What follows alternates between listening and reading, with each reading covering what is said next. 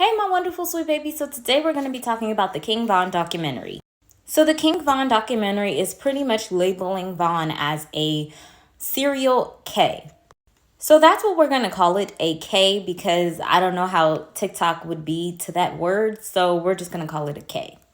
Shout out to the guy that made this documentary because I could definitely tell he took his time to gather up all of the evidence as far as like the timestamps and everything, really to just get his story about this young man out there. He also has a story on Mo3 as well that I do want to watch, but right now I just cannot after this King Von documentary. You guys have to be really mentally prepared for this because it's a lot. And make sure that you dedicate at least 3 hours to this whole situation. I just also want to put out there that honestly, I did not know much about King Von.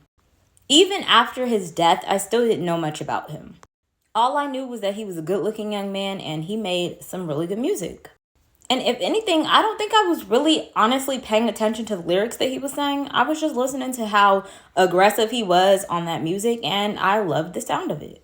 So when it comes to the documentary, it was mentioned that King Von pretty much knew this type of a lifestyle simply because it was something that he was born into.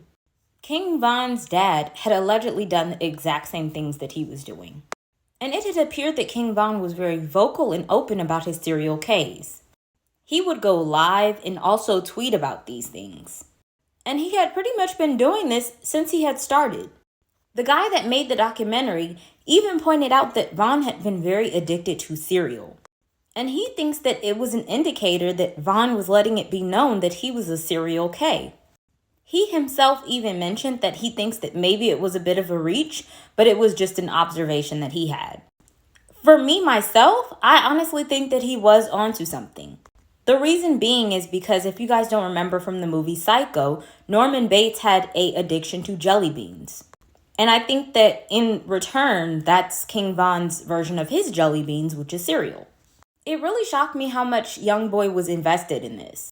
I'm actually a YoungBoy fan, and it just really hurts me that these two were going at it like this. I really do believe now that Quando Rando had nothing to do with this. I think that honestly Kentrell was using him as a pawn. And Quando was just completely blindsided by the whole thing and consistently involving himself by still working with YoungBoy. But I do think that he had a little bit of an inkling that these two didn't like each other. And don't get me started on how much influence these two's girlfriends had involved in this as well. I'm running out of time, but I do want to do a podcast on this as well. So make sure you guys keep up with my podcast channels. But anyway, that's my opinion. What's yours?